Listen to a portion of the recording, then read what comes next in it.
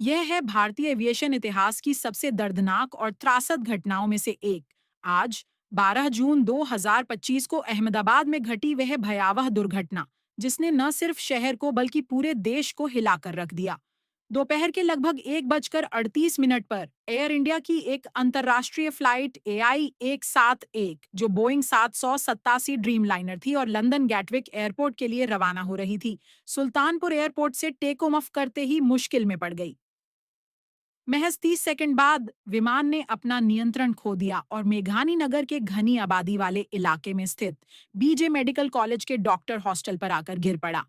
विमान में कुल 242 लोग सवार थे, जिनमें 159 भारतीय, 53 ब्रिटिश, 7 पुर्तगाली और 1 कनाडाई नागरिक शामिल थे। अफसोस की बात यह है कि इस भयंकर दुर्घटना में केवल एक व्यक्ति बच पाया, ब्रिटिश नागरिक विशाल कुमार रमेश, जो सीट 11A पर बैठे थे। उन्होंने बताया कि टेक ऑफ के कुछ सेकंड बाद एक जोरदार धमाका हुआ। विमान अचानक नीचे की ओर झुकने लगा और उन्होंने सीट बेल्ट खोलते ही खुद को बाहर फेंक दिया। बाकी सभी लोग इस हादसे का शिकार हो गए। यह हादसा इतना भीषण था कि विमान में मौजूद 1,25,000 लीटर ईंधन ने आग को पल भर में पूरे क्षेत्र में फैला दिया। हॉस्टल, आसपास की इमारतें, सड़कें, सब कुछ जलकर खाक हो गया। चश्मदीदों के मुताबिक विमान के गिरते ही चारों तरफ एक जोरदार धमाका हुआ और पूरा इलाका धुएं और आग की लपटों से भर गया। कई लोग हॉस्टल की खिड़कियों से कूदकर अपनी जान बचाने की कोशिश करते दिखे। एक छात्र ने दूसरी मंजिल से छलांग लगाकर किसी तरह अपनी जान बचाई। घटनास्थल पर भारी तबाही का मंजर था। जमीन पर बिखरे शव, जले हुए बैग्स, फटे हुए दस्तावेज और आग में घुलती चीखें। लोग स्तब्ध थे, मदद की पुकार लगा रहे थे और अपनों को खोज रहे थे। स्थानीय लोग, फायर ब्रिगेड की टीमें और आपदा प्रबंधन बल NDRF तुरंत सक्रिय हो गए और राहत बचाव का काम शुरू किया गया। घायल लोगों को अहमदाबाद सिविल हॉस्पिटल और अन्य निजी अस्पतालों में भर्ती कराया गया। प्रधानमंत्री नरेंद्र मोदी ने इसे देश के लिए एक अपूरणीय क्षति बताते हुए हादसे पर गहरा शोक व्यक्त किया। गृह मंत्री अमित शाह तुरंत घटनास्थल पर पहुंचे और राहत कार्यों की निगरानी की। उन्होंने यह भी कहा कि विमान में इतनी भारी मात्रा में ईंधन होने के कारण बचाव कार्यों में असाधारण चुनौतियां थीं। टाटा समूह, जो एयर इंडिया का स्वामी है, ने हादसे के तुरंत बाद बड़ा ऐलान किया। हर मृतक के परिवार को 1 करोड़ रुपए की आर्थिक सहायता दी जाएगी और सभी घायलों का इलाज निःशुल्क कराया जाएगा। उन्होंने यह भी कहा कि जो हॉस्टल इस हादसे में तबाह हुआ, उसे टाटा ग्रुप खुद फिर से बनाएगा। एयर इंडिया ने 2 विशेष राहत उड़ानों का संचालन किया, एक दिल्ली और एक मुंबई से, ताकि पीड़ितों के परिवार अहमदाबाद जल्द पहुंच सके। विमान कंपनी ने एक केयरगिवर टीम को अहमदाबाद भेजा, जो परिवारों को मानसिक और भावनात्मक सहायता दे रही है। इंडियन रेलवे ने भी जरूरत को समझते हुए विशेष वंदे भारत ट्रेनें और रेस्क्यू टीमें रवाना की, ताकि अहमदाबाद तक राहत पहुंच सके।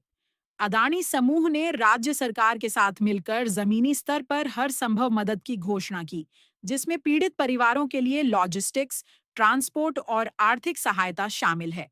हादसे के बाद ब्रिटेन के प्रधानमंत्री गियर स्टारमर ने भी शोक प्रकट करते हुए इसे बिल्कुल विनाशकारी कहा और एक विशेष ब्रिटिश एयर क्रैश जांच दल को भारत भेजा। अमेरिका और UK की विमान सुरक्षा एजेंसियों ने भी तकनीकी सहायता और ब्लैक बॉक्स विश्लेषण में सहयोग देने की पेशकश की। अब इस दुर्घटना की जांच में भारत की aircraft accident investigation bureau AIB, Britain की AIB और अमेरिका की NTS भी शामिल हो चुकी हैं। दुर्घटना स्थल से ब्लैक बॉक्स की एक यूनिट बरामद हो चुकी है और दूसरी की तलाश जारी है। शुरुआती संकेतों में कहा जा रहा है कि शायद टेक ऑफ के बाद विमान पर्याप्त ऊंचाई हासिल नहीं कर पाया और हो सकता है कि पायलट की चेतावनी प्रणाली या ऑटो पायलट सिस्टम में कोई तकनीकी गड़बड़ी रही हो, पर अंतिम निष्कर्ष अभी आना बाकी है। टेलीविजन कलाकारों से लेकर खेल जगत और फिल्मी सितारों तक सबने इस हादसे पर दुख प्रकट किया है। अल्य गोनी, रूपाली गांगुली, विराट कोहली, सोनू निगम, दीपिका पादुकोण जैसे नामचीन हस्तियों ने सोशल मीडिया पर शोक संदेश साझा किए और पीड़ित परिवारों के लिए प्रार्थनाएं की। इस दुर्घटना ने पूरे देश को एक बार फिर याद दिलाया कि जीवन कितना अनिश्चित है। आज अहमदाबाद की सड़कों पर मातम पसरा है। जलते हॉस्टल के सामने रोते माता-पिता, बेसुध पड़े परिजन, टूटे सपनों की राख, सब कुछ चुपचाप एक त्रासदी की कहानी बयां कर रहे हैं। और इस सब के बीच एकमात्र जीवित व्यक्ति विशाल कुमार रमेश एक जीवंत उदाहरण बनकर सामने आए हैं कि कभी-कभी अपवाद ही उम्मीद की आखिरी किरण होते हैं। आज देश गमगीन है, लेकिन साथ ही एकजुट भी। सरकार, संस्थाएं, आम नागरिक सब एक साथ खड़े हैं ताकि यह यकीन दिलाया जा सके कि हम टूटे हैं लेकिन बिखरे नहीं हैं।